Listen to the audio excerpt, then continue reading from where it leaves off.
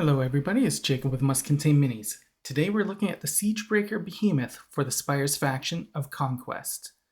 This giant miniature by Para Bellum Games is humongous.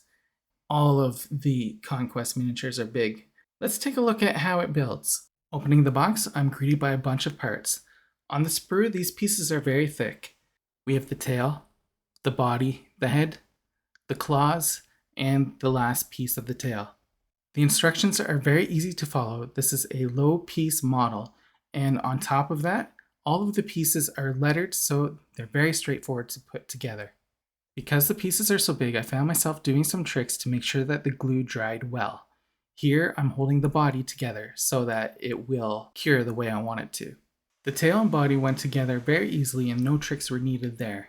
When I got to the arms, it was trickier to get the pieces to glue together nicely. I ended up propping it against the LED workbench light that I had sitting on my desk. For the other arm, I used my assembly handle to prop it up while the glue dried. Now, I tried in a couple different ways, and the first way did not work out. The arm is too heavy for the joints in this assembly handle to hold up. But when I flipped the assembly handle on its side and used that as a prop for the arm, that worked out okay. And here we have the completed model.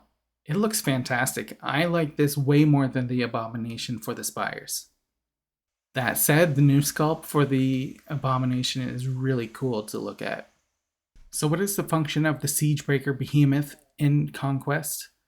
Well, this is your hard-hitting, big monster miniature. You're going to want to use this to take out your enemy's bigger models. There are a few things to be aware of when you're fielding this miniature. One, that high evasion units are going to be a little more difficult for it to deal with because it has a lower number of attacks, and if those attacks are evaded, it doesn't get the benefit of piercing the armor as much as it would with the other units. This unit is also going to have a problem with ranged attacks against it. It'll probably sustain the hits, it's just a matter of not wanting to take the hits. Where this model is going to shine is charging in on the high toughness opponents. For special rules, this miniature has Brutal Impact 3, Impact 5, Fearless, Smite, and it's Terrifying 2. If you get this miniature, I want you to be aware that you need a Lineage Highborn in your army to field it. Many miniatures in the Spires Force you can use different leader types on. Unfortunately, the Siegebreaker Behemoth is not one of them. If you take a look at the 5th anniversary one-player Spires starter army, you will see that it comes with a Lineage Highborn model. It comes also with 6 Avatara miniatures, which you need 3 of to be able to field the Shieldbreaker Behemoth. Because each warband is only allowed to have 4 regiments within it, you're going to have to figure out what to do to get that Shieldbreaker Behemoth into that starter army. So in that starter army, you have the Lineage Highborn, 2 Avatara units with 3 miniatures each.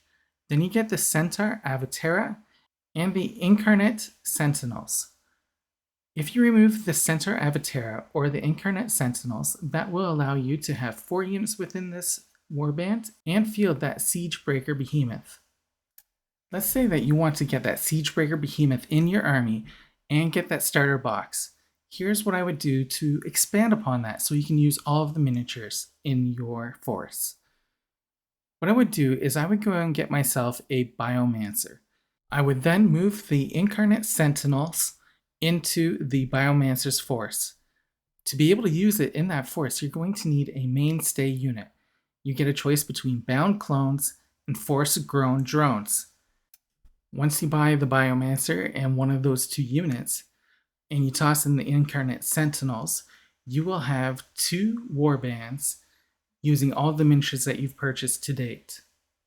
You can also buy a second Lineage Highborn and some more Avatara miniatures. Either way would be able to get you those Incarnate Sentinels into your army, so you're using all of the miniatures from the starter set and still be able to field that Siegebreaker Behemoth. If this miniature or any other ones from Conquest interest you, be sure to check out the Para Bellum Games website. Use coupon code MCM to save yourself some money. If you use that coupon code, you can save yourself 10% off your first purchase, and you will also help out Muscantine Minis, as a small portion of the purchase fee comes to us as a commission. You can also check out your other retailers. Thank you for watching, and until next time, happy gaming, everyone.